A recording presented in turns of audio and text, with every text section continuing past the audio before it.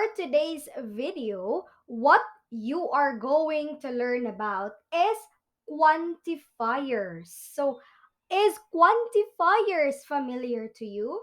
On the screen, it says there 1, 2, 3.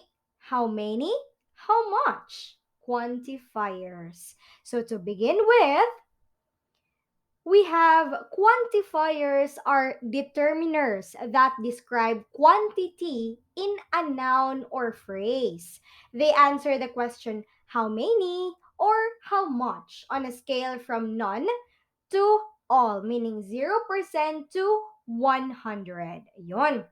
So before we proceed to the different quantifiers, let me emphasize that when we say quantifiers, you are using these words if ever you are not sure or you are not specific about a particular thing or a particular person, you are not specific about the amount of those descriptions or definitions or whatever. So let's move on to the different quantifiers. For the first one is we have any. Any is defined as being unlimited number or amount. It is mainly used in negative sentences. It can be used with count and non-count nouns. And any plus the subject noun, the noun is plural and takes a plural verb. So for us to be able to understand more what is the use of any, here are some examples. Yon. First one is we have, he doesn't want any assistance from the crew. So, ibig sabihin, may negative siya kasi parang self-centered siya, na gusto niyang walang help or walang assistance galing sa ibang tao. Yon. Another one, do any profit we get go to a worthy cause? So, ibig sabihin, kahit ilang profit ba ang ma-receive natin, worthy ba ang cost nito, di ba? Next is we have, don't you have any compassion for the poor? Yun, parang nagtataray. Don't you have any compassion for the poor? Meron ka bang kahit kaunti man lang na compassion para sa mga mahihirap? And also we have, let's lang siya, don't you have any compassion for the poor? Ayun. Next one. Another quantifier is some. Indefinite number or 50%. Ibig sabihin, hindi lahat, iilan lamang. It is mainly used in an affirmative sentence. Affirmative meaning approved, di ba? It can also be used with count and non-count nouns. Some plus the subject noun, the noun is plural and takes a plural verb. So kapareho lang siya sa any. Let's try to look at the examples. Some examples. She asked for some advice from Joe. Diba? Nanghingi siya ng kahit ilan lamang or kahit konting advice galing kay Joe. Some people are annoying. Diba? Ang ibang tao ay annoying or iilan sa mga tao ay annoying. Do you want some more cake? 'Di ba offer? Hindi mo naman yan sinasabi, do you want the whole cake? Although meron naman talaga nagsasabi, do you want the whole cake? But for this one, do you want some more cake? 'Di ba? Kapag nagdadagdag siguro a slice of cake, yun yung sinasabi sa some. Can I get some hugs from the kids? 'Di ba? It's having a request. Pwede ba akong makahingi ng kahit konti lang or kahit madaling hugs galing sa mga bata? Yon, that's what you mean by some. Another one, another quantifier is every.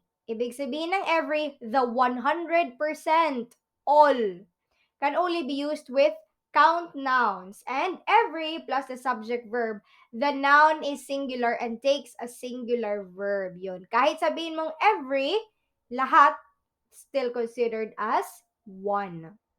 Yun. Let's have some examples. Every note I sing is for you. Diba? Lahat ng lyrics ay dedicated para sa'yo. Every peso counts, di ba? Kahit yan I mean 5 centavos, di ba? Every peso counts. Kahit pinakamaliit na quantity or yung pinakamalaki, it counts. Next, I haven't taken a picture of every performance. Ibig sabihin, siguro sa 10 performance, siyam lamang ang kanyang nakuhanan. So, he or she wasn't able to have a picture of every performance, meaning sa lahat ng performance, wala siyang nakuhang picture. She has every right to remain silent, 'di ba? Every right kahit ano pang sabihing rason or whatever, may right pa rin siya na hindi magsalita. 'Yon. Every meaning all, kahit ano walang consequences, meaning lahat. 'Yon. Next quantifier, we have each. So each emphasizes the individual people or things in a pair or group. Individual people, meaning specific. Kung kanina sa every lahat, each naman ay specific. Can only be used with count nouns. And each plus the subject noun, the noun is singular and takes a singular verb. Ayun. Diba?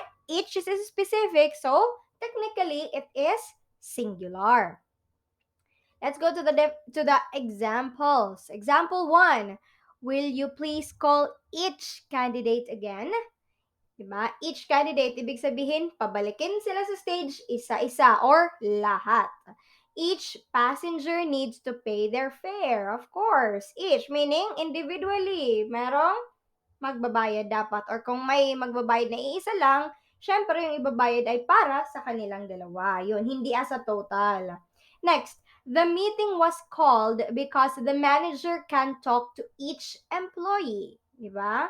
So, ibig sabihin, yung meeting ay para sa lahat, pero lahat ng employees or isa-isa sa mga employees ay kailangan mag-attend. Yun, each. Next, we have quantifier no. Hindi to yung no na ayaw ha. No meaning wala. So, no is defined as the 0%.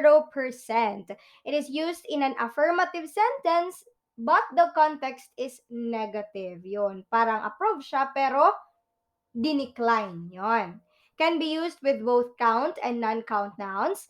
And the no plus the subject noun, the noun is plural and takes a plural verb. Big sabihin, plural verb, lahat na. No consequences, lahat. Examples. No animals were harmed in making the video, diba? This is very familiar when we watch documentaries, movies, films, or whatever that animals were involved, diba? Na may disclaimer agad na no animals were harmed in making the video. So, ibig sabihin, walang ni isa kahit yung portrayal niya ay namatay yung animal or sinaktan, but then those are just acting, so no animals were harmed in making the video. Next, the composer can't get no satisfaction. Ibig sabihin, hindi talaga siya na-satisfy sa kung sino man ang nagpe-perform, sino man ang kumakanta, or nagpe-play ng whatever instrument it is. No satisfaction. Ibig sabihin, wala talaga. They have no courage to fight the enemy. No courage. Ibig sabihin, wala talagang parang bravery, walang lakas para makipaglaban. Yun. Then, no parent would want to hurt their children. Diba? So, ibig sabihin, wala talagang parent ang gustong saktan yung kanilang mga anak. Kahit pa yan siguro sabihin natin disciplinarian, strict, pero kahit ganun yung attitude nila, no parent would want to hurt their children. Kahit anong consequences, when you say no, it's a no. Next, we have all. Yun, all naman. Ibig sabihin ng all, di ba? Kung kanina no meaning wala, all is lahat. The 100% and can be used with count and non-count nouns. Some examples for this are I want all the eggs and I want all the red wine, di ba? Parang gahaman, char. Oo, parang ganun. Gusto niya lahat sa kanya. That's what you mean all. Walang sinasanto, walang iniiwan, walang labis, walang kulang, lahat. Di ba? I want all the eggs and I want all the red wine. Okay. Next, another quantifier is most. Di ba? what do we mean by most? So most can be used with with count and non-count nouns. But to be more specific with most, ibig sabihin, not all.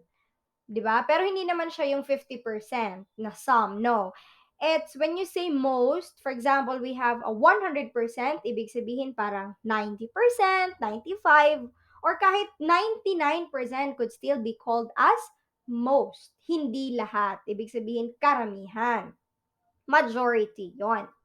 Example, who has the most eggs? 'Di ba? If ever you are going to do a game, 'di ba? Or you're going to buy something, sasabihin, who has the most eggs? Sino ang may pinakamaraming eggs? For example, lahat sila may may mga eggs sila. For example, yung isa may 8, yung isa 7, yung isa 9. Ibig sabihin, who has the most eggs? Sino may pinakamarami? Siyempre, yung tao or yung individual na may 9 eggs. That's what you mean by most. Next one, who has the most money? Sino ang may pinakamaraming pera? Di ba? Yon, that's what you mean by most. Most meaning not some but not all. Majority. Yon, majority of it. Yung may pinaka marami. Next one, we have many. Many can only be used with count nouns, diba? Many, ibig sabihin, marami. Siguro, ilagay natin sa comparative and superlative, yung kanina would be the superlative, meaning most. Itong many, parang comparing lang, di ba?